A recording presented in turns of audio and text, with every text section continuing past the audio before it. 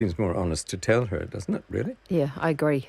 It's like if someone comes along to work for you and they're sitting at reception is the job and they've got heaps of tattoos and you don't want somebody with heaps of tattoos, you're better to say, look, you can't do this job if you've got heaps of tattoos because that's not what we expect. Well, I'm slightly conflicted about this because, as a Liberal you think, I must take the viewpoint that it doesn't really matter. But of course it does matter, really. And so you have to sometimes take these things into consideration. You're not going to be a racist because you say, this wouldn't fit with my company or this wouldn't fit with the job I'm trying to offer you. The Stuart Dawson's group will apologise to Mona and will welcome the opportunity to interview her. Soraya Dowd is International Projects Officer with Habitat for Humanity and is Muslim. Soraya, good afternoon. Hi, how are you, Jim? Sorry you've been waiting for so long. I'm very well, thank you. That's all right. Now, Mona says, I felt embarrassed as it took a lot of courage to walk into that shop and speak to the manager, especially since I was afraid of the rejection.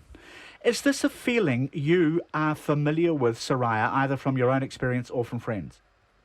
I think it's true that, when you've come from a different background and you are visibly different, that it does take a lot of courage to go and apply for a job, particularly something that might be, front-facing in a retail context. I know that my dad, who has interviewed and employed lots of Muslim women before in front-facing roles, has experienced that with people that he's been interviewing, that they've also gone to other jobs and experienced that, and then when they've come to him, they've told him that story. So it's definitely something that people do experience, and I think it's interesting because we have a general kind of societal value about empowering women and empowering Muslim women in particular, and that's sort of in counter to that as well. Is it enough of a reason not to hire someone wearing the hijab or even the burqa because they may make customers feel awkward somehow? That's a really interesting statement because I think that that's an assumption of the person that is employing, in the hiring position. Because actually, Auckland is a very multicultural place, and actually maybe lots of customers might feel just as comfortable with a person wearing a hijab or some other kind of visible religious symbol as another person that wasn't wearing a hijab. I think that Auckland is a pretty broad-minded, and New Zealand is pretty broad-minded. That I just don't see how that is actually true. Is it? Well, there was a photograph of her in the paper this morning. Yeah, and she looks absolutely lovely. Yeah. I'd be delighted to have her in my shop. Nevertheless, is it a dilemma, Soraya, for you and other Muslim women in New Zealand now, whether to wear the veil or the headscarf or whatever? I think there are lots of reasons as to why people would choose to wear a headscarf and not wear a headscarf. For me in particular, I don't wear one, and I've kind of have at different points in my life I've considered it, and there have been lots of sort of considerations that I've thought about why I would wear one and why I wouldn't, and whether I'd be able to be consistent and all of that kind of stuff. But people do think about it, definitely. I think especially if they're in a position that they feel quite vulnerable, they're unemployed or they're looking for employment, or they might be at a particular stage in their life that they're kind of changing the direction, and they might be a little bit unsettled. I think, it just does add another factor of uncertainty when you know that people may have other prejudices. But I think also that, you see more and more women wearing headscarves that are employed in front-facing roles and also accepted as the whole of who they are as a person and acknowledged for their skills, that there are lots of really positive role models that help to kind of counter that as well. Okay, so you've got two impulses going. The last thing I want to ask you, in light of all the world events and the pushback against Muslims in countries like France and the US, is it getting harder to be visibly a Muslim now, or is it getting easier? My answer again is a little bit it's a double kind of answer again, because it's actually becoming more popular for people to cover and to be visibly Muslim at the same time that it's becoming more, the backlash is kind of happening as well. Because I think we've got a much kind of bigger population of Muslims, but also a bigger population of younger Muslims that are kind of taking that decision into their own hands. And so because of that, you've kind of got that those two impulses happening at the same time. So it is quite complex. It is. Soraya, thank you. That was actually an appropriate song from John Grinnell at that point. Welcome to our world. Brian Edwards, Michelle Bogue, thank you. Checkpoint with John Campbell now.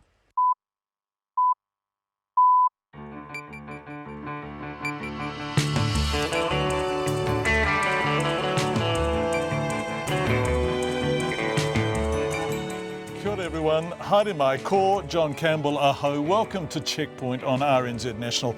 Tau te maira I hoa mā he kōrero kei te haere, he kaupapa kei te karawhiua. Tonight, when did the Trade Minister Todd McClay find out about Zespri's threats of retaliation from Chinese officials over the dumping of steel? This is a developing story. We're going to look at it tonight. The Reserve Bank steps in to cool New Zealand's housing market. It's going to require property investors to have a 40% deposit. Will it make a difference? Was it Donald Trump's shortest ever speech? And how did Melania Trump go? We are at the Republican convention in Cleveland. An RNZ investigation into the conditions faced by Philippine workers who pick bananas destined for New Zealand reveals violence, exploitation and a wage of less than 30 cents an hour. Russia's Olympic team, could they all be banned? And the Tower of Terror. We are at a slide in a Christchurch playground. All of that and more. Busy old show. But first, Katrina Batten with RNZ News. Kia ora, good evening. The Trade Minister now says he was made aware that Chinese officials had approached Zespri about trade retaliation and that the company was worried. RNZ News was told yesterday about Zespri's fears of retaliation against New Zealand's agricultural exports if the government here investigates claims of China dumping steel. The Trade Minister, Todd McClay, has previously said he only became aware of the matter following media reports on Sunday. He described the reports as hypothetical.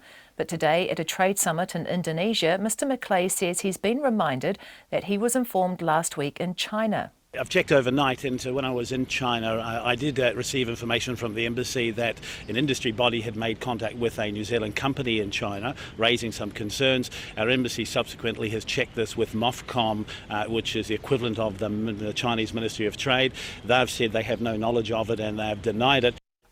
Todd McClay says according to the Chinese embassy in Wellington, there are no pending sanctions on New Zealand exports. The prison operator Serco has been slammed for its treatment of an inmate with cancer whose cellmate had to scrub his gangrenous toes with toilet paper. The man, who had stage 4 non-Hodgkin's lymphoma and also had pneumonia, spent 18 days at Mount Eden Prison while awaiting court hearings in mid-2013. Max Toll reports. A report by the Health and Disability Commissioner has revealed Serco failed to treat the man's toes, give him painkillers or provide a wheelchair, despite his toes eventually turning black. He died later that year, having written 2 letters complaining about his treatment at Mount Eden. The Commissioner's report describes a pattern of failures for which Serco is ultimately responsible and recommends the operator provide its staff with better health training. In a statement, Serco says it has apologised to the man's family and since revamped its health unit. This is Max Toll. The Labour Party says the Reserve Bank is caught in a dilemma between stemming the high New Zealand dollar and fixing the rampant housing market. If the bank cuts interest rates, it drives the currency down, but it also fuels demand for houses. The Reserve Bank has today announced plans to place further restrictions on property investors by raising the amount investors need as a deposit before they can borrow from banks. Labour's Grant Robertson says the bank has had to rely on other measures other than cutting the official cash rate to deal with the housing crisis. He says the bank is doing as much as it can and it's up to the government now to pull its weight. An ambulance officer has described gagging as he approached a bedroom where an elderly woman starved to death. Cindy Taylor denies a charge of manslaughter relating to the death of her 77-year-old mother, Ina Dong. Ms Taylor's live-in landlady and landlord, Luana Taylor and Brian Taylor, have also been charged with failing to get Ms Dong help despite knowing she was in danger. The couple are not related to her. A St John paramedic, Tristan Sames, says the smell at Ms Dong's door was an overpowering stench of urine and one of the strongest he's come across in his profession. He said there were visible sores on her body and he had to hold his breath while checking for signs of life. There were none. Donald Trump's wife Melania has told the Republican National Convention in Ohio that her husband is a winner who won't let America down. The 4-day convention is due to confirm Mr Trump as its candidate for United States President. After an introduction by the billionaire property tycoon himself, Mrs Trump paid tribute to her intensely loyal husband. My husband has been concerned about our country for as long as I have known him. With all of my heart, I know that he will make a great and lasting difference. Donald has a great and deep and unbonding determination and a never-give-up attitude. Melania Trump has seldom spoken at her husband's events. A man is in hospital in a serious condition after being stabbed in Kaitaia this afternoon. Emergency services will call to Matthews Avenue shortly after 2 o'clock. The police say they're still looking for the person responsible and are still working out what has happened. The man has been airlifted to Whangarei Hospital. In sport, the latest addition to the New Zealand Olympic team for Rio, the Greco-Roman wrestler Craig Miller, says he always suspected the man he lost to in Olympic qualifying was doping. The 31-year-old Miller will compete in the 66-kilogram weight division, getting his Rio reprieve after the suspension of Australian Vinod Kumar for doping. Miller lost to Kumar in the semi-finals of Olympic qualifying tournament in Algeria, and the Canberra-based wrestler says he suspected then that Kumar was a drug cheat. I referee in Australia, so I've seen him wrestle a few times, and he went from being quite pudgy to having veins popping out of his chest in the space of about 4 months. And for him to do it so quickly and so well, I always had my suspicions. I believe I would have won had he was clean. The wrestler Craig Miller. New Zealand will host 7 matches at next year's Rugby League World Cup, including a quarter-final and a semi-final. New Zealand are co-hosting the tournament with Australia. The final will be played in Brisbane, with 3 pool matches also being played in Papua New Guinea. 4 nations will contest the tournament. New Zealand is in Pool B with Samoa, Scotland and Tonga. Christchurch and Wellington will host the quarter-finals, with Auckland hosting a semi-final. And a swarm of bees has terrorised a top-flight Ecuadorial football match, forcing players and fans to flee 10 minutes into the game. A beekeeper was brought in but took emergency services to contain the insects. That's the news. Widespread doping. Russian athletes competing in a wide range of disciplines were involved. It covers many sports. Kevin Rudd's late run. It's not good news for Helen Clark. He has a groundswell of standing around all of the institutions that back their way into the UN. The housing crisis hits teachers. There is no way to incentivise experienced teachers from anywhere else in New Zealand into the Auckland market with the cost of housing. Finger on the pulse. Guyon Espiner and Patrick O'Mara. Morning Report. Weekdays from 6. Then on 9 to noon, the former New York City detective who's seen the problem of police violence against unarmed black people from both sides of the thin blue line.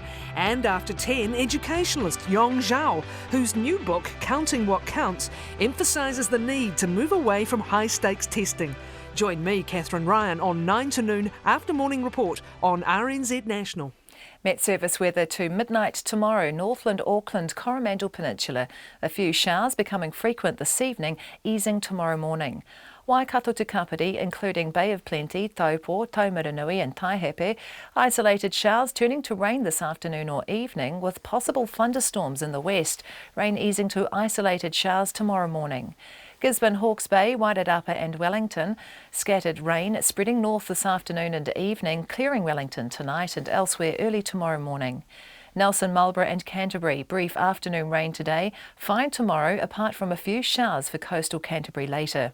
Bulla, Westland and Fiordland, periods of rain today with heavy and thundery falls, showers tomorrow. Otago and Southland, a few showers becoming confined to the south coast this evening. Occasional showers developing tomorrow, with snow lowering to about 400 metres. The Chatham Islands, cloudy periods, rain with heavy falls tomorrow morning. It's just gone 5:09. Thank you very much, Katrina. Lots developing this evening as we go to air. Zespri, China, Steele and Todd McClay. Todd McClay is in fact in Indonesia. He's travelling internally in the country at the moment, but our political reporter Chris Bramwell is part of the media party accompanying him and the Prime Minister. We're desperately trying to get him on the phone once their plane lands. What is going on here and what did he know when? The Republican convention, we're going there shortly, a bizarre day, even by the standards of a pretty bizarre campaign. But first, the Reserve Bank and getting on with it. Get on with it was John Key's advice to them a fortnight ago, and today the Reserve Bank Governor Graham Wheeler announced new loan-to-value ratios that will see investors require a 40% deposit. The trading banks who do the lending, of course, have indicated support for the move. While the Reserve Bank's targeting property investors, first-time buyers will find it tougher to get mortgages with small deposits. In a moment, the former Reserve Reserve Bank Governor Don Brash joins us. But first, our political reporter May Heron on the Reserve Bank's balancing act, property, the dollar, interest rates and inflation. Try juggling that. The Reserve Bank's number one job is to control inflation, but it's struggled to keep that in check due to the high New Zealand dollar. In short, inflation is too low. Normally, the bank would lower interest rates, stimulating the economy by making borrowing cheaper, while also making it less attractive to buy the New Zealand dollar and therefore driving the currency down. But, and it's a big but, cheap money fuels the housing crisis, and that's the bank's other major problem. Labour's finance spokesperson Grant Robertson says the Reserve Bank is caught in a dilemma. The currency is unsustainably high. That's got a very negative effect on exporters, and the Reserve Bank would like to see that come down. But in doing so, that will also make it easier for people to borrow money, which will fuel the housing crisis. Effectively, what they've done today is say, we will use other tools that we've got other than the official cash rate to try and manage the housing crisis. The tool of choice for the Reserve Bank is placing further loan-to-value restrictions. Currently, Auckland property investors need a 30% deposit to borrow from banks, but the Reserve Bank wants to raise that to 40% and extend the rule to the whole of the country. The policy officially takes effect on September the 1st, but banks have been told they should be applying it now. ANZ economist Philip Borkin says tweaking the restrictions is clearly the easiest thing for the Reserve Bank to do. They've had the LVR restrictions in place since October 2003, and they tweaked them back in November last year by introducing regional elements to it, and then they've been forced to tweak them again. Opposition parties say the Reserve Bank's been forced to act due to the government's lack of action and continual denial that there is a housing crisis.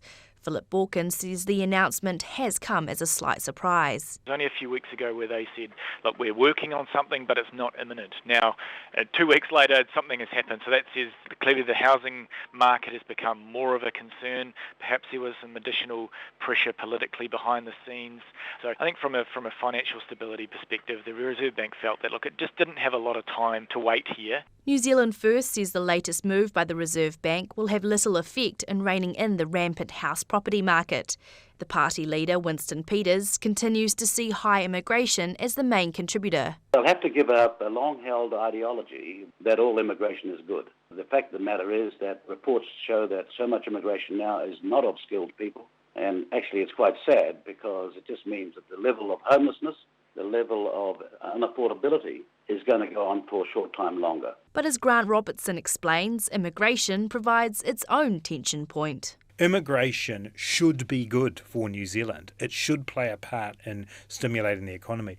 But what we've seen is things like temporary work visas, student visas have been granted in such a way that seems to be fueling demand. Grant Robertson says the Reserve Bank is doing as much as it can here, and it's up to the government to now pull its weight. He says it needs to build more houses, place a ban on offshore buyers, and extend the Bright Lines test. The Prime Minister, John Campbell, says the government does have a plan. The Reserve Bank's made the right decision. Look, it is one small part of solving the issue when it comes to housing. As we know, the government's had a very long plan that's implementing that plan. There is no one silver bullet. Philip Borkin says the new LVR restrictions point to the Reserve Bank making a cut to the official cash rate in August. But whether it will make more cuts beyond that will depend on just how effective the restrictions are on cooling the housing market. And that, Philip Borkin says, is something that is too hard to predict. From Parliament for Checkpoint, May Heron. Dr Don Brash was Reserve Bank Governor for 14 years. He's also, of course, been leader of the National Party and ACT Party leader. He's convinced the Auckland property market is seriously overpriced and that while the LVR changes are appropriate, they won't be enough. Meanwhile, of course, the Reserve Bank is required by law to keep inflation in a target range that it continues to remain seriously below. But Dr Brash doesn't think tackling that is a high priority. I don't think it actually is as serious as some people think it is. I mean, it's serious only because the governor has made a contract to deliver inflation between 1 and 3, and he's not delivering that. Is it materially important for the economy? I don't think it is. When you go to buy your shopping, your clothing or your iPhone or your groceries, you're not looking at the CPI in making that decision. People buy iPhones, for example, knowing that in 12 months' time they'll be cheaper. So I don't think they're totally driven by the prospect of an average price change. Having said that, as I say, he has a contract to deliver between 1 and 3, and he's not doing that. So he is in a dilemma, because if he does cut the OCR further, and that reduces borrowing costs further, that further stimulates an already overheated housing market. How overheated? You're sort of on the record in the past couple of weeks saying what? I mean, how much higher is the Auckland property market specifically than it should be? Well, the conventional wisdom is that an affordable housing market is one where the median house price is about 3 times the median household income. In Auckland, the figure is 10. So, on the face of it, we are way overcooked. I was in Washington last month. I shared the platform with a woman who's just done a book on retirement planning. And in that book, she says, as a rule of thumb, you should buy a house costing no more than 2.5 times your annual income. Well, in Auckland, you can't buy a chicken coop for that price. So I think it's way overheated. And so there is an inherent political risk everywhere you look. One, the inherent political risk is that the housing market has left a generation of people behind, and that is a disaster. Right. That's right. And it's a disaster in terms of the way we see ourselves as a country. Absolutely. Two, the inherent political risk is that people are exposed at the top end of the market who've entered in the last 2 or 3 years and are mortgaged up to the eyeballs to the real risk of a property market collapse. That's correct. And the disappearance of their equity. That's right. And how on earth does the Reserve Bank governor manage that? Well, of course he can't. I think what he's responsible for is the inflation rate and the stability of the banking system. Now that's why he's moving on these LVR ratios today. He wants to avoid the possibility that a housing market reduction, collapse, what you wish, puts pressure on the banking system. That is his legal responsibility also. So when the government says to him, get on with it, is that a good faith suggestion, really? Well, I mean, certainly I understand the government saying, look, don't announce that you're going to make these changes in 6 months' time, because by definition, people will try to anticipate what the bank will do and get in ahead of it. So I think the government is right that if you're going to do it quickly. And to be fair, the Reserve Bank has now said effective 1 September, and we want the banks to behave in the spirit of these regulations from now. So I think that's a good way of dealing with it. Okay, what is the other way of dealing with it? Balancing not bursting the bubble to such an extent that it's catastrophic for people in the market, and not leaving people behind to such an extent that actually people feel angry, alienated, marginalised and lost. Unfortunately, there is no simple and painless and politically neutral or politically undamaging solution, if you like. I cannot see how we can move to affordable housing without house prices coming down. If you're 10 times average incomes now, and you want to get to even 5 times, which would still be expensive, you cannot do that within decades by simply allowing incomes to try and catch up. And when the government says supply, supply, supply, we'll sort the unitary plan, we'll sort supply, is that a persuasive solution? Oh, it would fix it in due course, no question about that, but it would fix it only by reducing house prices. I mean, the government's on record as saying we want house prices to go up, but no more than single-digit increases. Labor, on the other hand, is saying they want them to go up, but no more than 2 or 3% a year. Both political parties are talking about house prices continuing to rise. And I think they're being slightly unrealistic about that. Dr. Don Brash, I spoke to him a short time ago. The Trade Minister now says he was made aware that Chinese officials had approached Zespri about trade retaliation and that the company was worried. RNZ News was told yesterday about Zespri's fears of retaliation against New Zealand's agricultural exports if the government here investigates claims of China dumping steel. The Trade Minister, Todd McClay, has previously said he only became aware of the matter following media reports on Sunday. Here he is describing just yesterday all of that as hypothetical. This is extremely hypothetical. We have, a newspaper story that says that, there could be some form of sanction, but there's no investigation being announced in New Zealand. Some of the companies involved have said that they haven't, been approached. And we also have the Chinese ambassador and embassy saying that they're not aware of it either. So certainly we'll be seeking more information, and it's important to the government, but I think we need to be extremely careful not to get ahead of ourselves. So, careful and hypothetical. That's what Todd McClay was saying. After refusing to comment yesterday, today Zespri confirmed it told the Ministry of Foreign Affairs and Trade about the Chinese approach. And speaking today at a trade summit in Indonesia, Mr McClay says he's been reminded that he was actually informed of the matter last week in China. I've checked overnight into when I was in China. I did receive information from the embassy that an industry body had made contact with a New Zealand company in China, raising some concerns. Our embassy subsequently has checked this with MOFCOM, which is the equivalent of the Chinese Ministry of Trade. They've said they have no knowledge of it and they've denied it. So that's Todd McClay speaking today. The Prime Minister John Key also said today the Chinese are adamant they're not planning on targeting New Zealand exports. The position from the government's point of view is the same, which is neither in Beijing nor in Wellington is there any indication from the Chinese authorities that there is an issue that would see them have retaliatory action. So the official line from the Chinese, and we accept that, is that there is nothing to see here. John Key also speaking from the Trade Summit in Indonesia. So what did Todd McClay know and when? We'd really like to get some clarity around this, and we are trying to get Todd McClay, who is travelling internally in Indonesia. Let's go to Cleveland, Ohio now, where the Republican convention is taking place, leading, despite the best efforts of some Republicans, to the formal nomination of Donald Trump as the Republican candidate in the upcoming presidential election.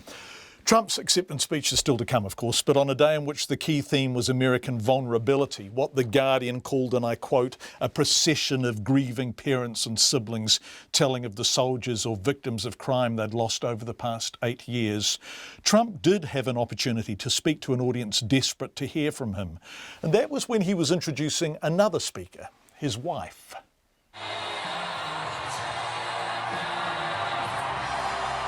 He appeared in silhouette, flanked by the auto cue monitors, Queen's "We Are the Champions" on the stereo. And after all the applause and excitement, Donald Trump spoke for exactly 41 seconds. Thank you, everybody. Thank you. We love you. Thank you very much. Oh, we're going to win. We're going to win so big. Thank you very much, everybody. We're going to win so big. Thank you very much, ladies and gentlemen. We're going to win so big. Thank you.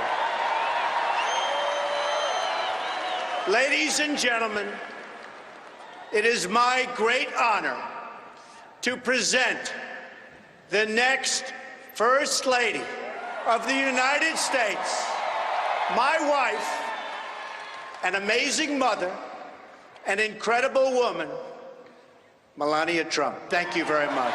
Thank you. Thank you.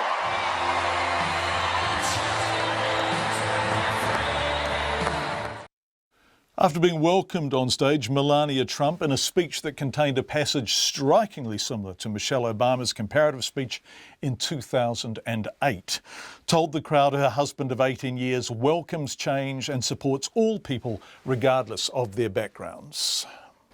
Donald intends to represent all the people, not just some of the people. That includes Christians and Jews and Muslims. It includes Hispanics and African Americans and Asians and the poor and the middle class. Melania Trump, our reporter Simon Marks, has been at the convention. I spoke to him just after Melania Trump's speech and before someone with a keen ear and eye for history noticed its striking similarities to a speech Michelle Obama had given, and asked him about day one of the Republican convention. I think overall I would have to say it's been somewhat subdued, but it has been a day that has been dominated by two unexpected emotional high points, if that's the word. The first of them illustrating disarray within the Republican Party. The second illustrating that Donald Trump and his top lieutenants clearly believe that Melania Trump, his wife, is their secret weapon in this campaign. Let's start with the disarray. About 3 hours after this convention got underway, there was uproar on the convention floor right behind me, with a group of anti-Trump delegates making a last-ditch attempt to make sure that their voices literally would be heard at this convention. They engaged in a bit of parliamentary procedure in a bid to try and get the microphone switched on so that they could express their animus and hostility to Donald Trump and the politics that he espouses. They were not successful in that quest. They were overruled by the chair, and they were extremely unhappy about it. A good deal of rambunctiousness being displayed on the floor of this convention that served to remind everybody in the room and everybody outside watching that Donald Trump has an enormous mountain to climb if he is going to unify the party behind him. But it is now absolutely clear that was a last-ditch attempt to try and derail his opportunity to become the Republican Party's presidential standard-bearer. He will be the candidate, and he believes that his wife Melania is very much someone who can help reach voters who have not yet decided to line up behind him. She made a speech here tonight in prime time. It was beamed into American living rooms all over the country, not just on the news channels, but on the general entertainment television channels here as well. Her introduction in many ways, her coming out party to America, but she sought to dwell on the softer side of Donald Trump, talking about him as being a loving, caring husband, father, businessman and political leader, someone, she insisted, who could heal divisions in the United States and govern the country in the interests of all Americans, regardless of race, colour, faith or creed. And the audience here seemed very much to warm to Melania Trump and the cadences that she used. Donald Trump, in a uncharacteristically disciplined fashion, came onto the stage very briefly to introduce her. He was gone in less than a minute, and then the stage was hers for the evening. And I think of all the speeches that we've heard here tonight, hers is the one that is going to be echoing in the memories of delegates here and perhaps the television audience at the end of this first day of the convention. Simon, it was never going to be Trump's keynote. It was never going to be his acceptance speech. But did it leave a slight vacuum on day one, a vacuum that was filled by Rudy Giuliani? I saw someone describe him as a small man in search of a balcony. Scott Baio, a former star of Happy Days, for goodness sake. Was it slightly underwhelming in terms of the pulling power he had on the stage? Oh, no question about it. I mean, look, we have not been treated here to an evening of A-list speeches from Republicans. Melania Trump almost, by the way, underscored that. At one point in her speech, she singled out former Senator Bob Dole. Remember that he battled Bill Clinton in the 1996 presidential election here and lost. Bob Dole is now in his 90s. He stood up, he took the applause. But, you know, unspoken was the fact that Bob Dole is the only former Republican presidential candidate willing to attend this convention. Neither of the former presidents, George Bush, are here. Mitt Romney's not here. John McCain is not here. The list of Republican A-listers who are staying away from this convention because they want to stay away from Donald Trump and the policies that he espouses is extremely lengthy. And so we've had Scott Baio, we've had Rudy Giuliani, and we're going to be getting speeches from a large number of people whose surname is Trump. Virtually every member of Donald Trump's immediate family will be appearing here this week, and that's partly because he hasn't got anybody else to put on the stage. Gosh, it's fascinating. Simon Marks will be back at the convention tomorrow, 5:28. Ina Dong was found dead in her bed with broken ribs, a broken breastbone, open sores and lying in her own waste. The Crown Prosecutor told jurors at the High Court in Auckland that they'd be forgiven for thinking the 77-year-old was living alone, but she was living with her daughter, her landlady and her landlady's husband. There was food in the cupboards and a working landline, but despite that, the Crown says Ms Dong was left in a T-shirt to starve to death in a room with closed windows full of flies. Cindy Taylor, the landlady, is charged with manslaughter, accused of failing to provide food, water and medical attention, while Brian and Luana Taylor, who are the landlady's husband Luana's the landlady, right? The daughter, Cindy's charged with manslaughter, are accused of knowing the danger Ms Dung was in but doing nothing to get her help.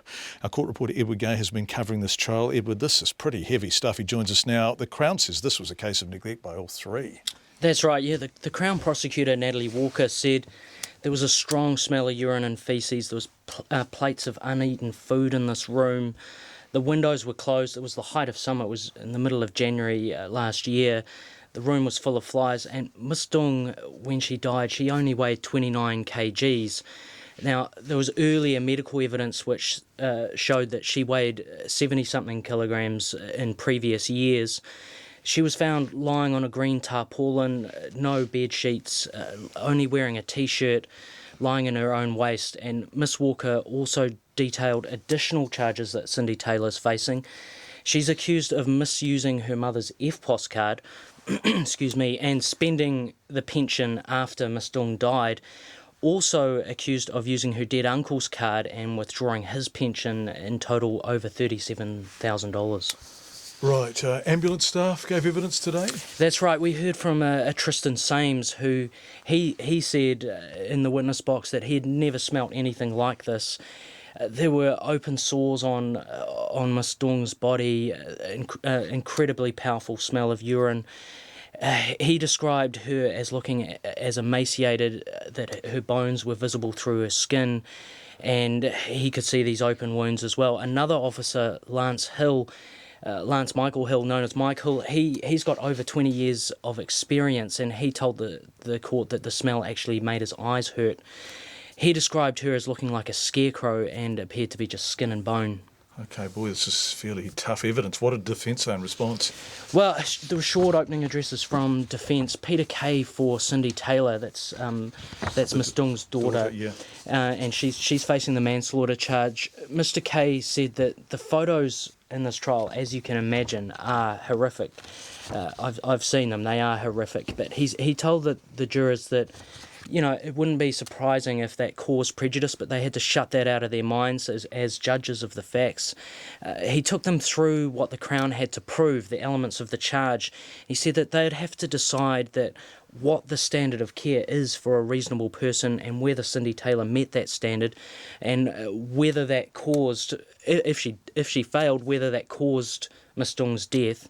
We also heard from Luana Taylor's lawyer, Maria Mortimer. She said her client's in a wheelchair, lived in a separate part of the house, and she was, being in a wheelchair, dependent for care on her husband and couldn't therefore provide for another person. Also, Brian Taylor's lawyer, Louise Fryer, she said that her client had no frequent contact with Miss Dung. She didn't know that Cindy Taylor had admitted to care for her mother. Boy, this case is proceeding right. Thanks, Edward. We really appreciate it. Edward Gay, our court reporter. Police say they are confident two children who went missing from a Waikato house are safe, despite not having been seen since 10 o'clock last night. The 15-year-old and his 7-year-old sister have not been seen since they left a caregiver's house with a large suitcase in Tuakau at about 10 p.m. PUKEKOHE Police Inspector Kay Lane asked residents to check garages and sheds for any sign of the pair, but said it was possible the children had been picked up by a relative. At this stage, police have got no specific concerns for their safety.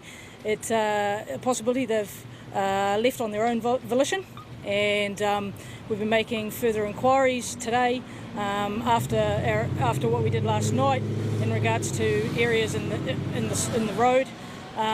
It appears that they do have family and extended family in the Greater Auckland area, and we're continuing with inquiries to possibly see if they've headed that way to family members.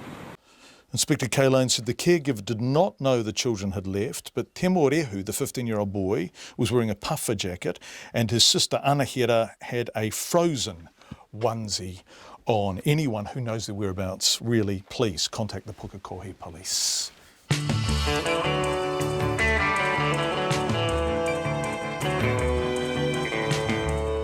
5:33, coming up, an RNZ investigation into the conditions faced by Philippine workers who pick bananas destined for New Zealand, uncovers exploitation and more.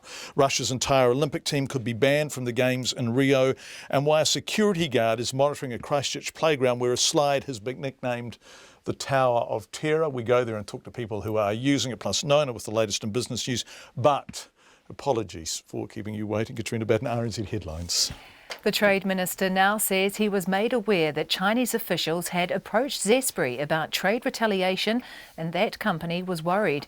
RNZ News was told yesterday about Zespri's fears of retaliation against New Zealand's agricultural exports if the government here investigated claims of China dumping steel.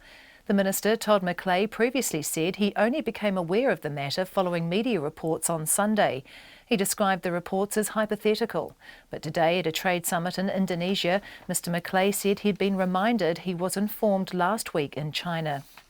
It's been revealed the cellmate of an inmate with cancer had to scrub his gangrenous toes with toilet paper because of failures in his treatment by the operator of Mount Eden Prison, Serco, in 2013. The man had stage 4 non-Hodgkin's lymphoma and had also had pneumonia. A report by the Health and Disability Commissioner says Serco failed to treat the man's toes, give him painkillers or provide a wheelchair despite his toes eventually turning black. Serco says it's apologised to the family of the man, who died later in 2013, and since revamped its health unit. The Labour Party says the Reserve Bank is caught in a dilemma between stemming the high New Zealand dollar and fixing the rampant housing market. If the bank cuts interest rates, it drives the currency down, but it also fuels demand for houses. The Reserve Bank has today announced plans to place further restrictions on property investors by raising the amount investors need as a deposit before they can borrow from banks. An ambulance officer has described gagging as he approached a bedroom where an elderly woman starved to death. Cindy Taylor denies a charge of manslaughter relating to the death of her 77-year-old mother Ina Dung in Auckland last year. The case is in the High Court in Auckland. And a man has been airlifted to Whangarei Hospital after being stabbed in Kaitaia this afternoon. He's in a serious condition. The police are still looking for the person responsible. Those are the headlines. I'll be back at 6 with more news, sport and weather. Thanks, Katrina. At the top of the headlines, of course, Zespri, what Todd McClay knew and when. We've just been told he is not available for an interview. To clarify this, Todd McClay unavailable for an interview. Let's turn to business news now with Nona Peltier. The New Zealand dollar lost a bit more ground today. Nona, kind of as predicted, right? But the Reserve Bank... It's full of surprises. Yeah, it is. It's just full of surprises. I mean, on July 7th, we had a speech by the Deputy Governor, Grant Spencer, who said, we're going to do something about lending restrictions maybe by the end of the year. But today, they did something, so that's a lot sooner than the end of the year, and the market immediately reacted to that. And we were previewing an announcement that was coming on Thursday, right? That's right. So in fact, they're even preempting their own announcements, right? Well, in a way, because don't forget, last week, they said they were going to come up with this unscheduled announcement, which we're going to have on Thursday, which we're still going to have. Yeah. And that's going to talk about the economy and the state of the economy.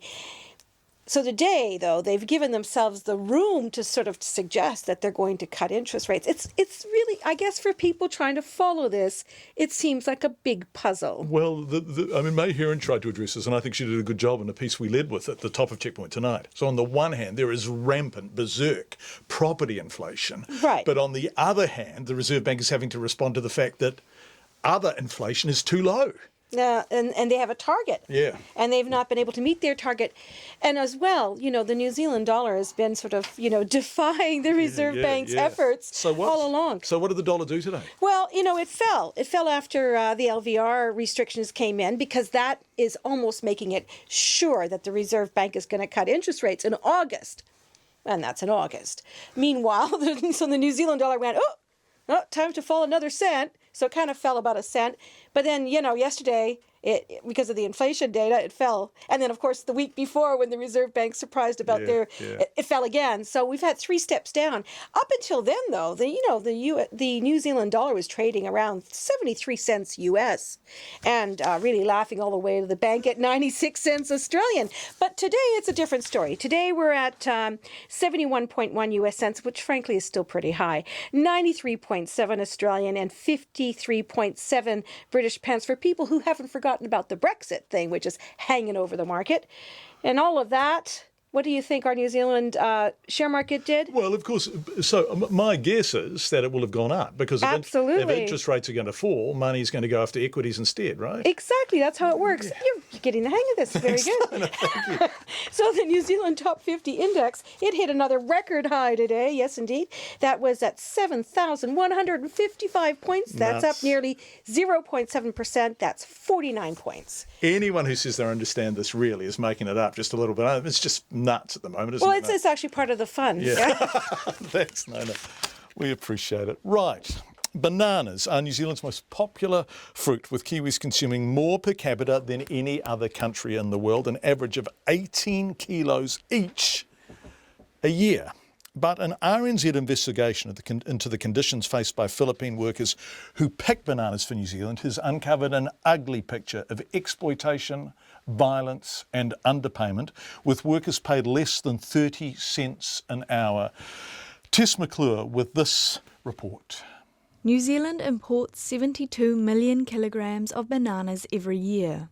Almost 3/4 come from Mindanao, the southernmost island of the Philippines.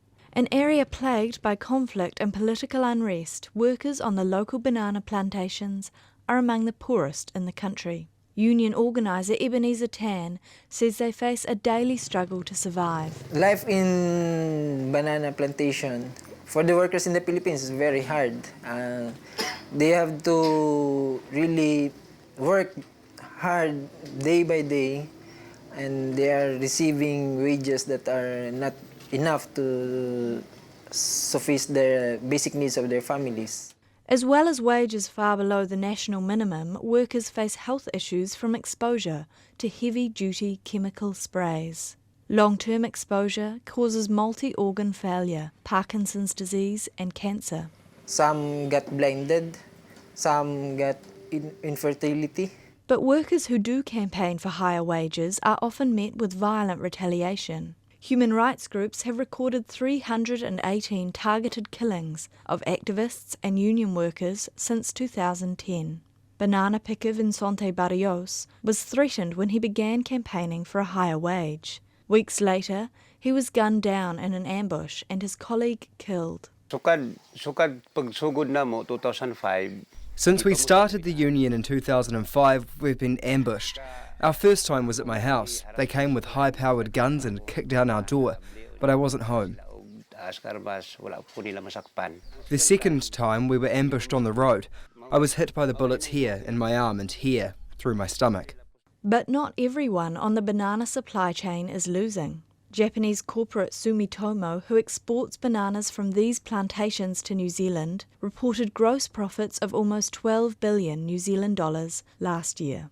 Dole Foods had revenues of around 7 billion. But the pickers on the ground were working up to 18 hours a day and paid less than 30 cents an hour. Janet Giorgio works packing bananas in Compostela and is paid just $6 a day. The truth is, I work 18 hours a day. My husband works for Stanfilco Compostela too. He knows how they run the company. But when we get our pay slips, I hide it from my husband. I know my husband will be hurt because we work for many hours and that's all we get. My husband has other income from a barber shop. So if I don't have enough money, how much are my colleagues suffering? Dole Foods has declined RNZ's requests for interviews. Seeker, the company who imports Sumifru bananas, said in a written statement its farms were inspected annually and certified for good agricultural practice. They added, however, that they could not guarantee minimum payment or conditions on the smaller operators supplying them. For Checkpoint, ko Tess McClure tēnei. And you can read more on Tess's investigation and watch her documentary on the banana plantations on our website, rnz.co.nz or radionz.co.nz. They both work.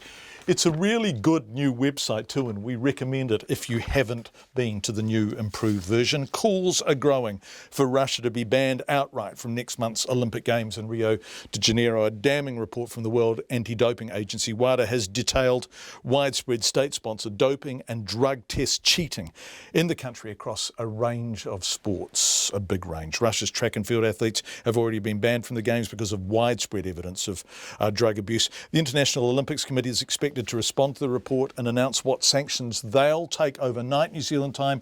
But some athletes are already saying the only appropriate action is a complete ban. We previewed this on Checkpoint last night. It's all unfolding pretty much as expected. Joining us now is our sports editor, Stephen Hewson. Welcome from Wellington, Stephen. How did the state-run program work? Well, I suppose first off, the general consensus, John, I suppose, has been too that this state-sponsored program hasn't come out so much as a surprise, but it's the level of playing with results and changing results from the testing that went on. And the program sort of worked something like this, or according to the WADA investigation, that there was a system called the disappearing positive methodology. And so this operated between sort of August 2011 and up until sort of the end of 2015. And basically samples would go through a Moscow lab. If they returned a positive result for doping substances, they'd be referred to personnel at the Ministry of Sport in Russia, and a directive would come back to save or quarantine. Now, if something was saved, the result meant that no further testing was to be carried out and the result was to be changed from a positive to a negative. If it was termed to be quarantine, basically the process continued along and the athlete would go through whatever process is required. So essentially that meant that if you're a medal winner or a promising athlete, you've got to save. And if you were deemed to be not so promising and not really going to be of much use to the program, you got a quarantine. And so athletics and weightlifting were the main, I suppose, recipients or beneficiaries of the SAVE program, which something like over 500 results went through that Moscow lab. It is so willful and so cynical. How can the AOC make any decision other than banning Russia full stop, really? Yeah, I mean, it would seem the only option, wouldn't it? But the IOC's put out a statement saying that it'll take the strongest action available, which it's not the strongest action possible, which tends to make you question as to just what they might say, because Thomas Bach is very much on record. He's the head of the IOC, as saying that he doesn't believe clean athletes should be penalised, even if they are part of a state doping or not so much so part of a state doping program, but if they've been proved to be clean in other testing. But you've got to ask, I mean, the Russian track and field athletes have already been banned. That's, you know, and the IOC has said that, well, if you're clean, you can compete under our banner. But yeah, I mean, many sports organisations are already deferring or have deferred to the IOC. They're due to make that announcement, as you mentioned, in the next sort of 12 hours or so as to what action they will take. So the likes of the NZOC haven't sort of come out and made any great statement yet on what they think should happen. Although the head of the High Performance Sport New Zealand organisation, Alex Bauman, he actually won 2 gold medals for Canada in the pool at the 1984 Los Angeles Olympics. He's been pretty strong on what he thinks should happen. The report has been prepared by an independent commission of the World Anti-Doping Agency. Having been in sport and competed at a high level where there was systematic doping, you know, I do feel personally that there should be a ban. But the IOC is probably in a fairly difficult position in terms of looking at the collective responsibility of a country and I guess the individual liability of the athlete as well. Now, 5-time rowing world champion Mahi Drysdale has also made his views pretty clear. He endorsed Alex Bauman's comments on social media, saying that Russia should be banned outright. Yeah, he did. The latest and possibly the last addition to the New Zealand Olympic team, depending on how things unfold with the Russians, I guess that may open the door for others, is the Greco-Roman wrestler Craig Miller. But Stephen, his selection is mired in a bit of a drugs controversy too, isn't it? It is. It's all sort of come about. He was... He's now based in Canberra and he went to the Glasgow Commonwealth Games. He finished 7th there, but he's got his spot following the suspension of an Australian wrestler, Vinod Kumar. And he told Joe Porter, Craig Miller told Joe Porter that if he had missed out on Rio because of a drug cheat, it's something that would have haunted him for the rest of his life. I referee in Australia, so I've seen him wrestle a few times, and he went from being quite pudgy to having veins popping out of his chest in the space of about 4 months.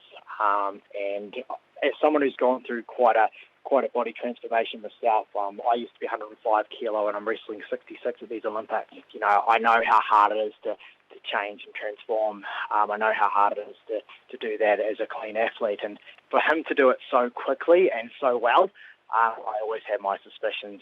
the McLaren report released this morning with regards to Russia and their state-sponsored systematic doping program, which is quite incredible. Not just a few bad eggs. This is literally a government-run, state-sponsored program. So it would be naive, I guess, to assume that everyone in your category at the Olympics will be clean. It is a reality of sport that not everyone is going to be clean. Yes, I may go up against a drug cheat, but you know what? That doesn't bother me. I'm at the Olympics and I'm there to do my best. Russia's the All Blacks of wrestling. They're the powerhouse. They systematically, routinely win the World Championships, the team titles. They're held up as the best wrestlers in the world, and technically they are the best wrestlers in the world. Drugs or no drugs, their technique is so beautiful. But it is shocking how deep it goes, and how built into that system it is.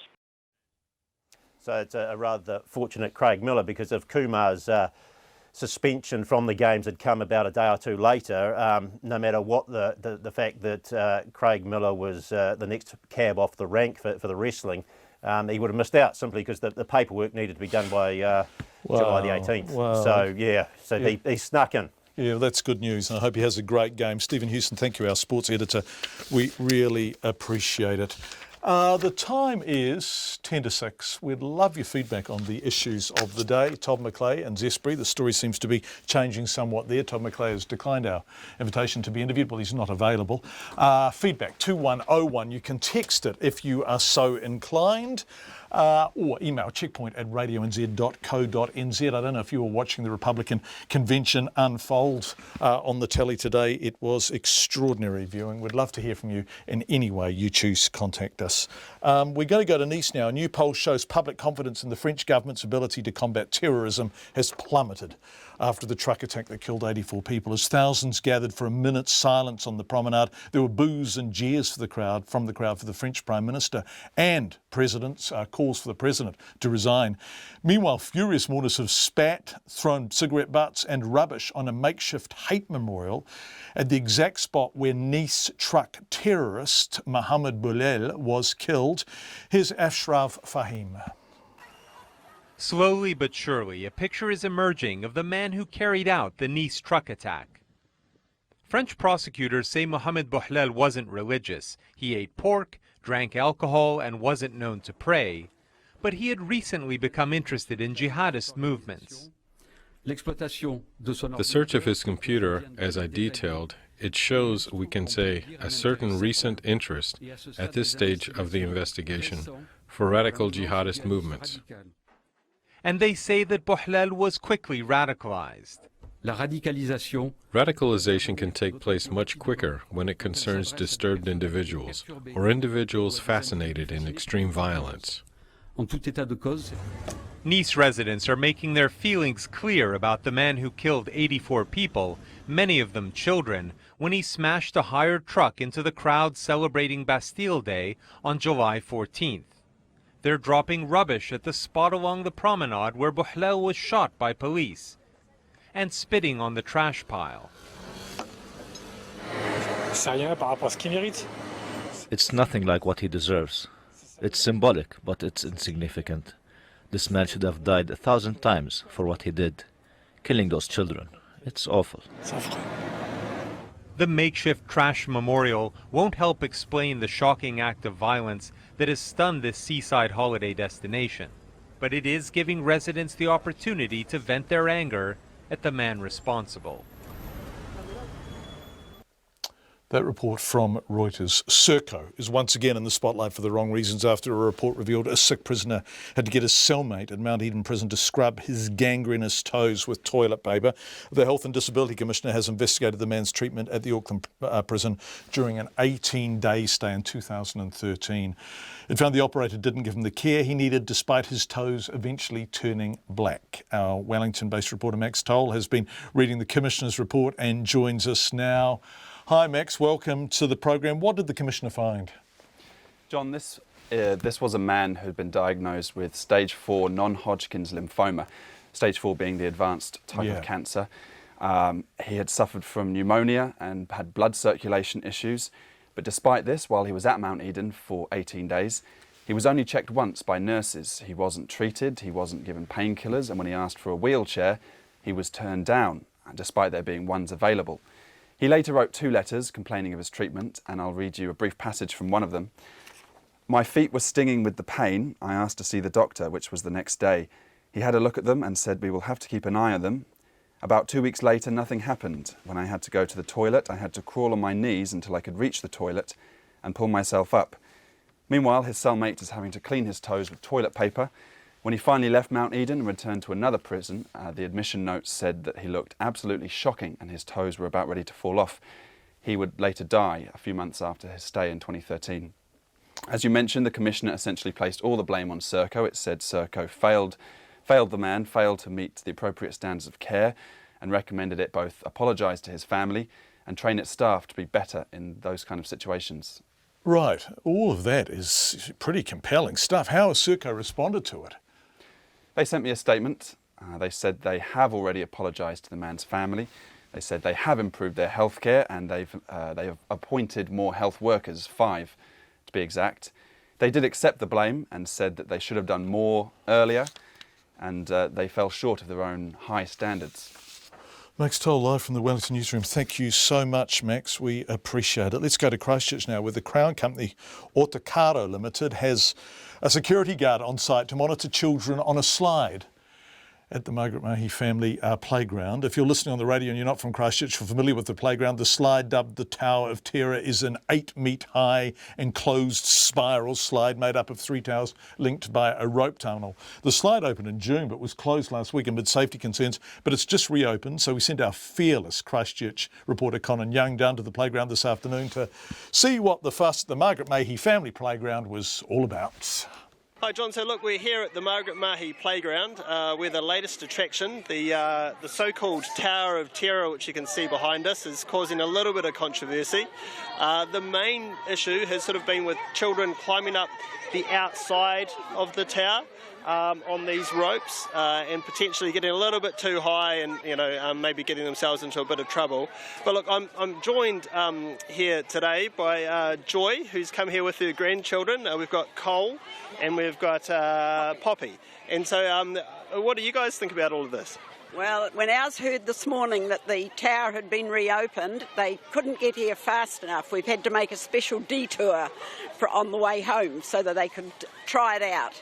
And they've both had a go, and we'll see. What did you think about it? It's fun, and it's just fun going down.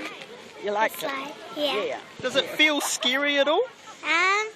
A little bit when your shoes rub against the slide, and then you stop when you're going down, and then, yeah. But is it good scary or bad scary? It's a good scary kind of. How about you, Cole? What do you reckon? Oh, it's real fun. It's a bit bumpy on the way down, the way it's built, but yeah, it's real fun to go down. Yeah. And what about actually like getting up inside the slide? Can be a little bit tricky, can't it? Tell us about that. It's a little bit squashed. It's really squashed with all the other children and stuff down there. It's like up the top there's like these plates that you got to sort of climb up on. It's really squishy. It's kind of funny, yeah. But I'm sure they don't mind. I warned them there might be long queues, but they said, doesn't matter, we'll wait. So where have you guys come from today to come here? Well, we're out I live near the airport, and we've been over to Linwood to the swimming lessons, and we've come through here on the way home. So it's a special trip, isn't it, to come all this way to this playground? They don't mind at all. Nobody does, because there's so much here for them all, and they can spend so long. They really enjoy it. I've brought younger ones here, and the good thing is that it's suitable for so many ages, a wide range of ages. So, no, wonderful place, and we're very lucky in Christchurch to have it. What do you think about these safety concerns? I haven't had a problem myself. I really couldn't comment because we haven't had a problem with the children here at all. But I have read that there have been, but I couldn't help you on that one. You wouldn't let your grandkids climb up the outside? Definitely not, and I think they've got more sense. They know that. It's obvious what they're supposed to do, and if they abide by the rules, should be fine. Yeah. Excellent. Well, look, thanks very much for helping us out, guys. Colin and Young, who was at Christchurch, at the playground in Christchurch. Looked like a wonderful slide to me. We'd love to hear from you if your children or you have been on it, or grandchildren or whoever, anyone you just happen to know, what you think of it. Reese has sent in a piece of feedback in relation to the story from May and Governor Don Brash, former Reserve Bank Governor Don Brash. Hi John, given that neither National or Labour want house prices to drop, the only way to make housing affordable in Auckland is to increase the median annual household income to 1/3 or 1/4 of the median house price. At the moment, that is somewhere between 250 and 350k. This cannot be achieved by rapidly increasing the income of current residents, but can be achieved within 5 years by targeting 2/3 of immigrants at the current arrival rate of 160,000 per annum to Auckland, with the proviso that high? I thought it was about 5,000 a month. Anyway, with the proviso that immigrants are selected based on having incomes of over 300k. Perhaps this is national strategy. Cheers, Reese. It's fascinating to see what's going on here. It does seem that this is just unfolding the response to the property issues. And Karen says, I would pay any price for bananas as long as these people are not ripped off. Otherwise, we should ban them. But this won't help workers. And Karen said, Macleay needs an urgent Alzheimer's test. Yeah, we are a bit confused about what's going on with that story, which Katrina's about to have more on at the top of the news. It's 6 o'clock.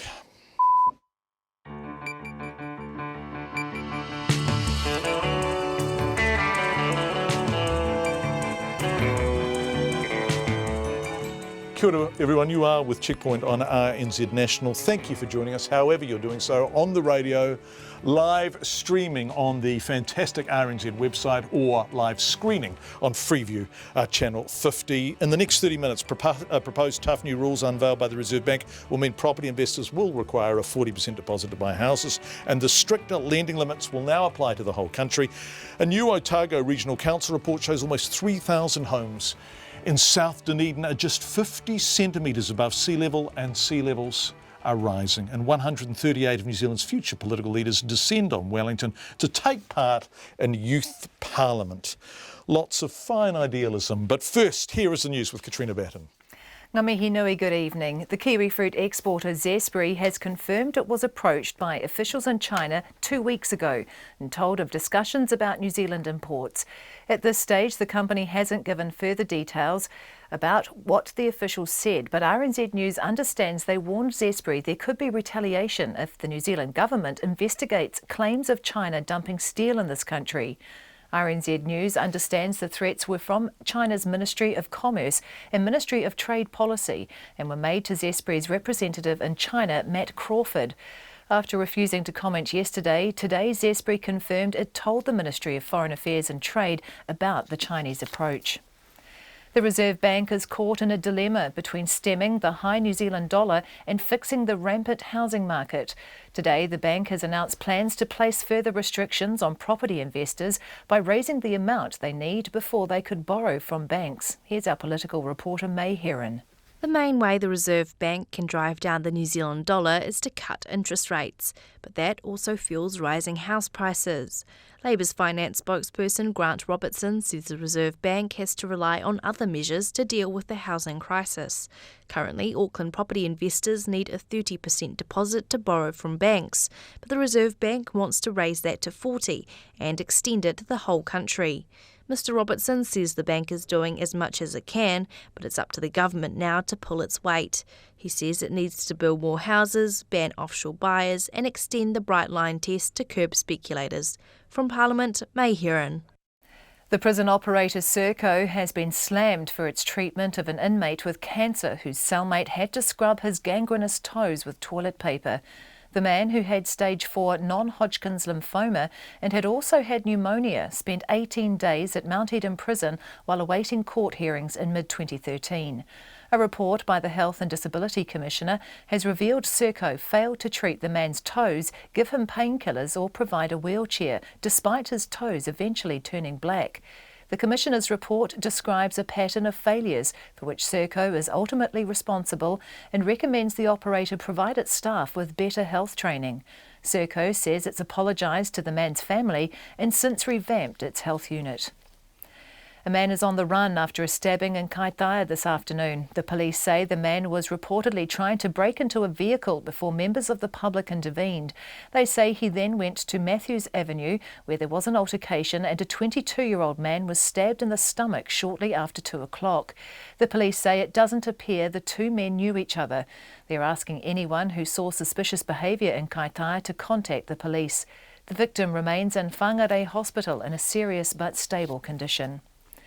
An ambulance officer first on the scene where an elderly woman was found starved to death says the woman's landlady asked when the body would be removed just moments after he announced the death. Cindy Taylor denies a charge of manslaughter relating to the death of her 77-year-old mother, Ina Dung. Edward Gay reports from the High Court in Auckland. Miss Taylor's live-in landlady and landlord Luana Taylor and Brian Taylor have also been charged with failing to get Miss Dung help, despite knowing she was in danger. St John ambulance officer Chris Laufale said the smell of urine hit him the moment he got into the house, and he couldn't understand how anyone could live in that situation. He said his partner, a more experienced officer, checked for signs of life. Mr Laufale said he tried to speak to Miss Dung's daughter, Cindy Taylor, but Luana Taylor kept talking over her, saying Miss Dung was bulimic, anorexic, and had refused medical attention.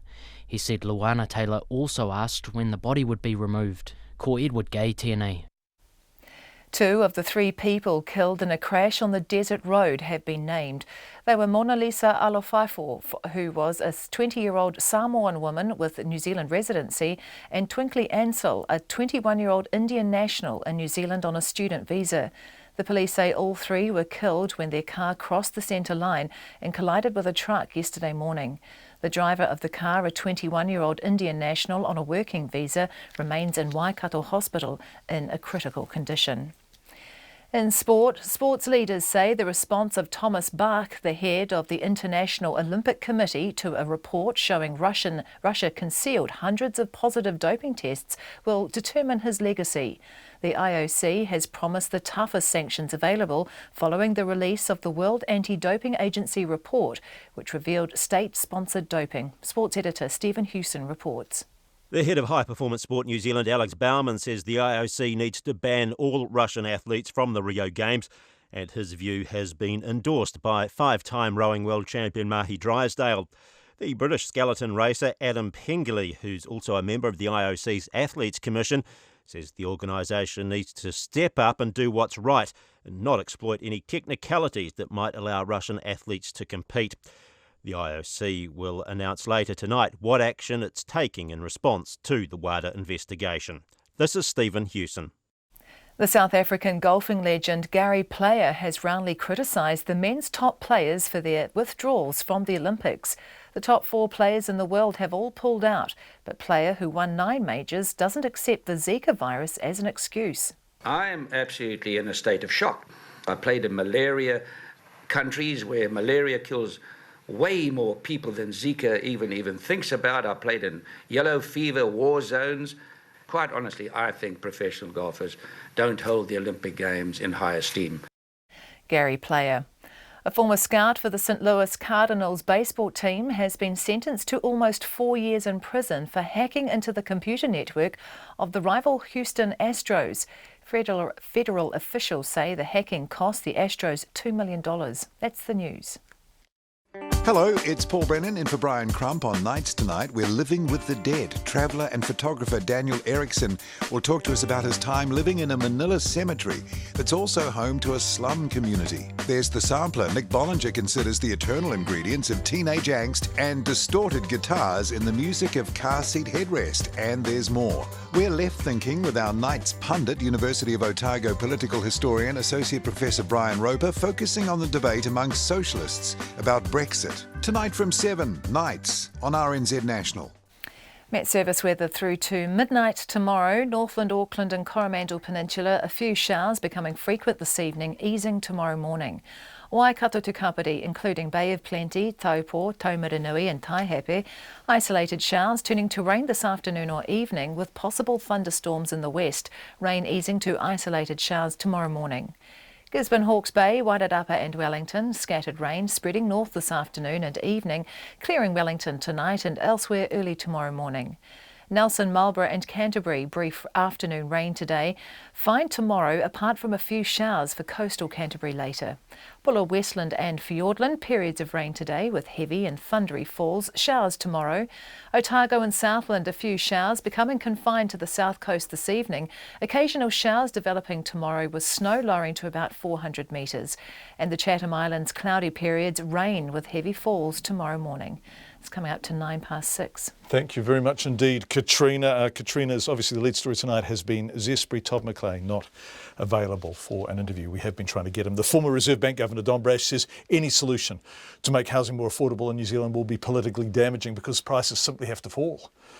Proposed tough new rules unveiled today by the Reserve Bank will mean property investors will need 40% deposit to buy houses, and the stricter lending limits will now apply not only to Auckland but the whole country. At the moment, investors in Auckland need a 30% deposit to buy property. It's aimed at cooling the property market and making houses more affordable, but is it enough? Alex Ashton reports. When he announced the proposed restrictions, the Reserve Bank Governor, Graham Wheeler, said addressing housing sector imbalances was a top priority. He also said a sharp fall in house prices is a huge risk to New Zealand's economy. However, one of Mr Wheeler's predecessors, Dr John Brash, says prices have to fall for housing to become affordable. He says an affordable market is one where the median house price is 3 times the median household income. In Auckland, it's 10 times. Unfortunately, there is no simple and painless and politically neutral or politically undamaging solution, if you like. I cannot see how we can move to affordable housing without house prices coming down. The government says increasing the supply of houses will stem surging prices.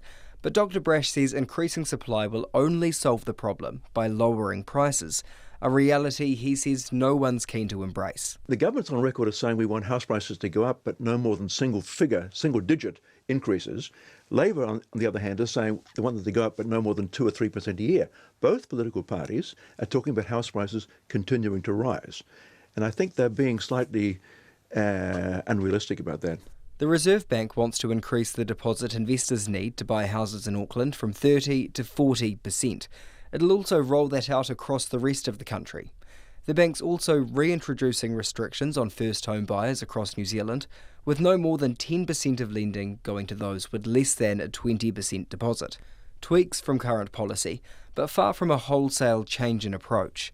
An ANZ economist, Philip Borkin, says today's changes were the easiest thing for the Reserve Bank to do. They've had the LVR restrictions in place since October 2003, and they tweaked them back in November last year by introducing regional elements to it, and then look, they've been forced to tweak them again. Philip Borkin says the announcement has come as a slight surprise. It was only a few weeks ago where they said, look, we're working on something, but it's not imminent. Now, 2 weeks later, something has happened, so that says clearly the housing market has become more of a concern. Perhaps there was some additional pressure politically behind the scenes.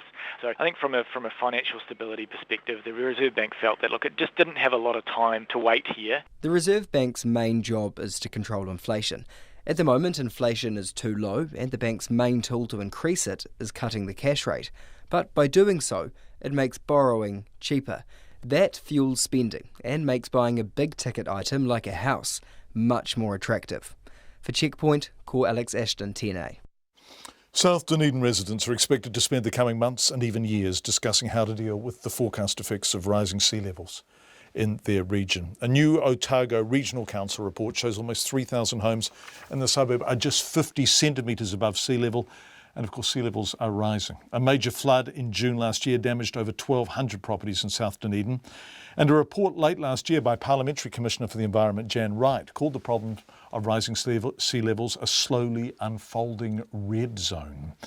A technical report tying together all of this information will be presented to councillors tomorrow. Belinda McCammon is looking at this. Today, about 2,700 homes in South Dunedin lie less than 50 centimetres above sea level. For the past 7 years, the Otago Regional Council has been collecting information on South Dunedin's natural hazards. That information has now been compiled into a report due to go before a council committee tomorrow. The report is timely, with the council's chief executive, Peter Bodecker, saying many residents are still feeling the effects of last year's flooding, which cost $138 million. It puts a very clear stake in the ground. It complements Jan Wright, the Parliamentary Commissioner of the Environment's report earlier in the year that sea level is rising, and as sea level rises, we could be in for some surface water on a permanent basis in that South Dunedin area. He says now's the time for a community conversation about how to minimise the combined effects of high groundwater levels, sea level rise and land subsidence on South Dunedin properties. A number of suggestions have been made about seawalls and canals and other structures, and now's the time to sit down and work out if something can be done if it's cost effective.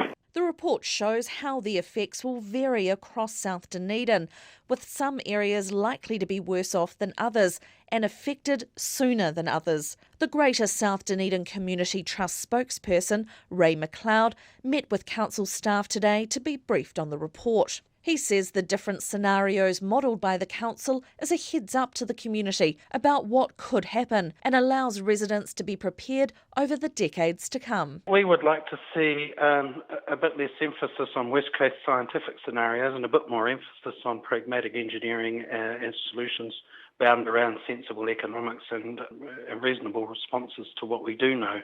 And over the next 20 or 30 years, we will roll back some of those unknowns. He says residents need to look at the economics and the engineering that will protect assets at reasonable costs. The response doesn't have to physically take place tomorrow. The money doesn't have to all be spent in one taxpayer's year. It's a process that's got some considerable gestation period, and it will be subject to some changes because it's a dynamic process. The Otago Regional Council's Director, Engineering Hazards and Science, Gavin Palmer, says most of the information in the report is not new, but he hopes the community will find it a starting point for what could be a long discussion. At this stage, we don't have a time frame on that, but we are working very closely to support the Dunedin City Council. And the start of that process has been this collation of existing information around South Dunedin's natural hazards. Community meetings are planned over the coming months, and consultation with stakeholders, like central government, is also planned. For Checkpoint, Belinda McCammon. 6:15 on Checkpoint. In France, the shock and sadness that immediately followed the truck terror attack in Nice seems to have been replaced by anger and frustration. As thousands gathered for a minute's silence on the promenade, there were boos and cheers from the crowd for the French Prime Minister and calls for the French President, Francois Hollande, to resign. Rebecca Whitlock is a New Zealand expat living in Nice, and she is with us on the phone from Nice now. Thanks, Rebecca. It's lovely to have you with us. I'm sorry it's in these circumstances. You were in the local children's hospital with one of your sons on an entirely unrelated matter when all this happened, right? What did you see? Well, I was actually, as you mentioned, I was there for an unrelated incident. So we'd heard the fireworks that evening. And I'd actually fallen asleep, and later on, a few hours later, heard loads of sirens, lots of ambulances. And I thought, what is this? That seems like a lot of ambulances. And I looked outside, and there were just, 5 ambulances coming into the hospital. And my sister actually phoned from New Zealand 5 minutes after, and she said, "Are you okay?" And I said, "What's going on?" And she said, "Turn on the news." And so I turned on the TV in the hospital room, and I was in shock. It was unbelievable, really. And then just for the next few hours, we just heard a constant stream of ambulances coming. So it was just a terrible, terrible situation, and incredibly sad to know that every ambulance that was arriving had children in it, basically. Yeah, absolutely terrible and willful. Precisely the kind of family crowd at the display that was being targeted. What is it like in Nice now? Exactly. Rebecca, because it's summer, it's the Mediterranean, it's a pretty special place to be. How is that city now? It is, yeah. Well, it's school holiday season here at the moment, so you've got people out enjoying the weather. Just to put it in some sort of context, Bastille Day here is a very family-oriented day. So all the families go out together. They enjoy the fireworks displays. It's similar to Christmas in the park. Everybody's in a good mood. Yeah. They're jovial. They're out. Yeah, they're just out to have a really nice evening. So just on the weekend past, it was a very heavy atmosphere. Everybody was solemn, but people were getting on with their lives. They were They were leaving floral tributes on the waterfront. They were, going out to buy their baguette at the local bakery, and just, there was a huge sense of sadness, but you still have to live. And already there's just been incredible solidarity with people. You've got groups of people collecting teddy bears for the hospital. The blood banks are just overflowing with donations. Of course, you've got the remembrance services already. So we had the 1 minute silence in Nice yesterday. And the Niçois people are very resilient. They're very strong-hearted. And after the minute silence, they sang La Marseillaise. And, there's a sense of recovery already. And they're hurting, but I think they're going to heal in time anyway. That resilience is pretty extraordinary. But if we look now, we've had Charlie Hebdo, we've had Paris, and we've had Nice. This is explicitly targeting France, and it's moving around France. Is that something that you carry with you all the time now? And whilst Nice and France must be the most wonderful place to live, does it make you think about maybe coming home, or are you there for better and for worse? I think most of my family in New Zealand would love me to come home. They're always talking about it. So, it's just one of these unfortunate things that it doesn't matter where you live in the world. You still have that element of unpredictability. And like you mentioned, France is, it's an incredibly appealing place to be. And it's a huge tourist destination. But I just think people here, we don't feel scared. We've had enough. We've had enough of all of these attacks. But, I feel safe myself. There's, security presences here, and there'll always be debate about whether there's, more security that's needed. But essentially, I could be living in London, I could be living in Sydney, I could be back in Auckland, and you still don't know what's going to happen. So, I just think going forward, France's security policies will definitely be reviewed.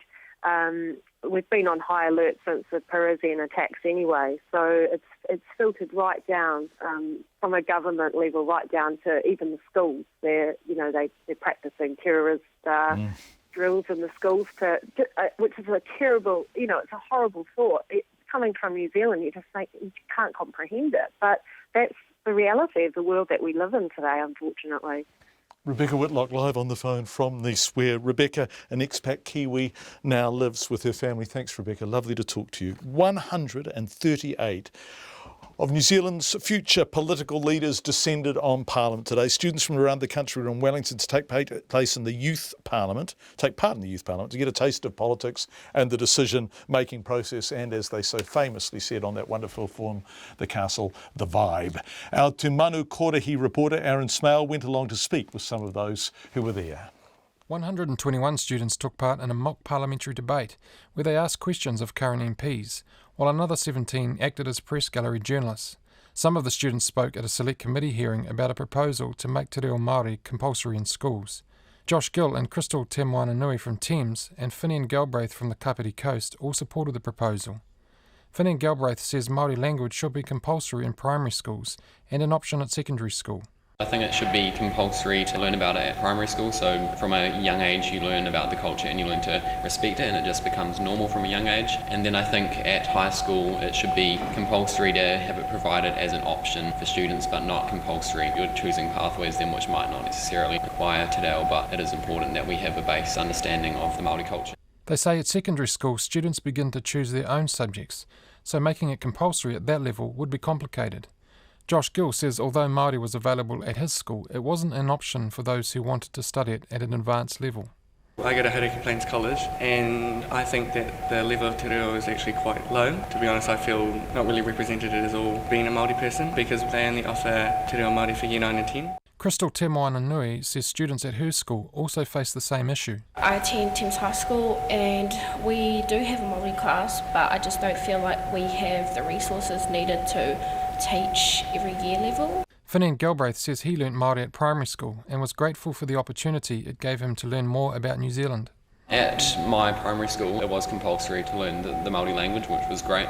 It was only for half an hour to an hour per week, which I think could be improved upon a bit. I didn't take it as an option at high school, but I would in the future like to learn some more of the Māori language, and I think it is great that I was able to have the opportunity to learn about it at primary school. The Youth Minister, Nikki Kaye, says the Youth Parliament is about ensuring young New Zealanders understand politics and the democratic process, while also inspiring future politicians and political journalists. Nikki Kaye was among the MPs who replied to questions from the students during the mock debate. In Wellington for Checkpoint, ko Aaron Smale tēnei. It's 6:23 and I'm just going to pause momentarily because Pip, our executive producer, is just making contact with Chris Bramwell up in Indonesia, and I think we're going to cross to her now. Have we got Chris there? Chris, thanks you two. Chris, are you there? Hi, John. I can't hear you very well, but I am here. Good. I'm delighted you are. You've just landed right. You're travelling with the Prime Minister. I think you're in East Java now. You're travelling with the Prime Minister. Todd McClay is not with you. Can you elaborate any further on what seems to be a developing story about what he knew about Zespri and when, or is there no more you can tell us about that, and then we'll move on to what the Prime Minister's saying? So, yeah, it has been a little bit unclear. Yesterday I did ask Todd McClay when exactly he found out about these apparent threats of retaliation. He said that he found out on Sunday when there was a newspaper article written. This morning, again, I said, look, were you approached by Zespri? Were you approached by Fonterra? He said that no, he wasn't. And I said, what about at the official level? And he then said that he had checked overnight. And when he was in China, he did receive some information from the New Zealand Embassy that an industry body in China had made contact with a New Zealand company in China raising some concerns. He says the New Zealand Embassy then checked with the Chinese Ministry of Trade, which said it had no knowledge of it and put it down to unsubstantiated rumours. The Prime Minister, John Campbell, also added that the Chinese Embassy in New Zealand had spoken with MSAT, and the official line of the Chinese was that there was really nothing to see here. There were no threats of retaliation looming. Okay, so this is all sounding a bit confused and contradictory now, isn't it, Chris?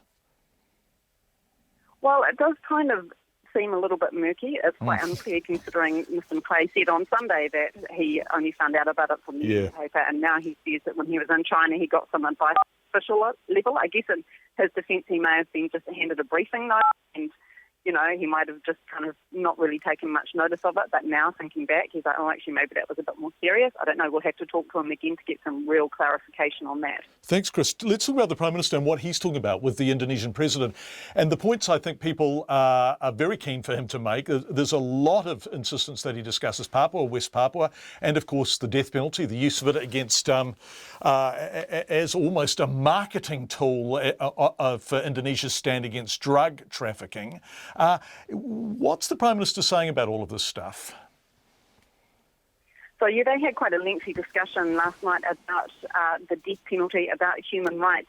He said that actually Joko Widodo of West Papua before the New Zealand side did, and he said that if there were, this is Joko Widodo, said that if there were any issues with human rights, then they would investigate them and make sure they're not repeated. Now, John Key says he thinks Joko Widodo wants to be more open and more about these issues. Obviously, there's from the Indonesian leadership, and we asked Mr Key whether or not he believes him, and he says he thinks that this new leadership, which he was elected in 2014, Joko Widodo, wants to make progress on these issues, and he certainly wasn't dismissing New Zealand's concerns and said that they were trying to deal with the human rights complaints around the death penalty. John Key made the point that New Zealand was very opposed to the death penalty being used. He asked him afterwards if he raised any individual cases with Joko Widodo, and he kind of stepped sideways a little bit there and said, sometimes when there are sensitive issues, he may raise those in private with other leaders.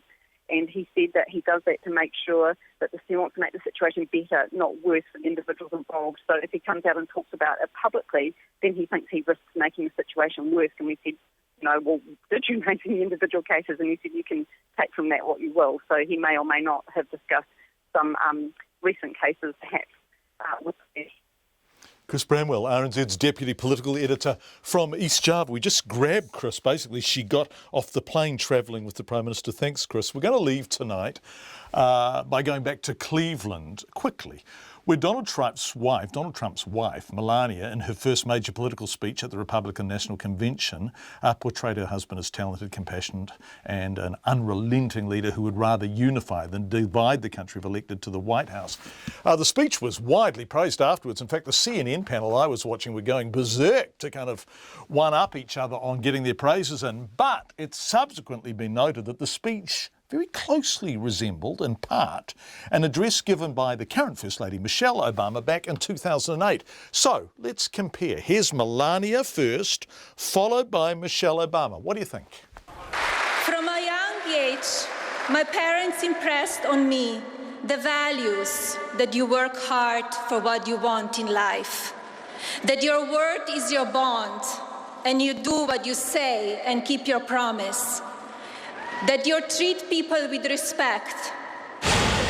Barack and I were raised with so many of the same values, like you work hard for what you want in life, that your word is your bond, that you do what you say you're going to do, that you treat people with dignity and respect, even if you don't know them and even if you don't agree with them. Whoops-a-daisy. So that's Melania Trump and Michelle Obama. They say imitation is the sincerest form of flattery. It's just that, given what Donald Trump has been saying about Barack Obama, I don't think flattery was what they had in mind. Absolutely fascinating. We'll be back at the Republican Convention tomorrow, by the way. Thank you for being with us on a busy old Checkpoint tonight. We really appreciate your company. We will return at 5 tomorrow, all things being equal. We're going to leave you with 12 seconds of theme.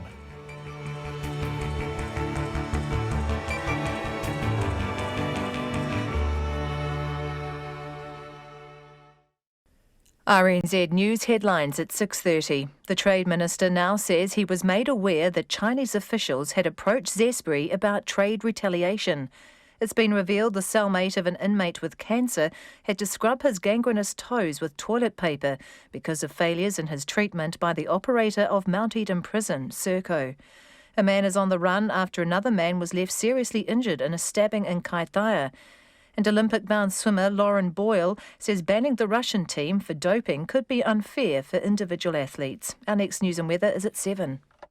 Every weekday lunchtime, RNZ National presents in-depth coverage of international news and issues. I will always do what is correct, whether the individual concerned is an ordinary citizen or a sitting president. Not just the headlines, but full reporting of the most important overseas stories of the day from correspondents on the ground as world news breaks. Prime Minister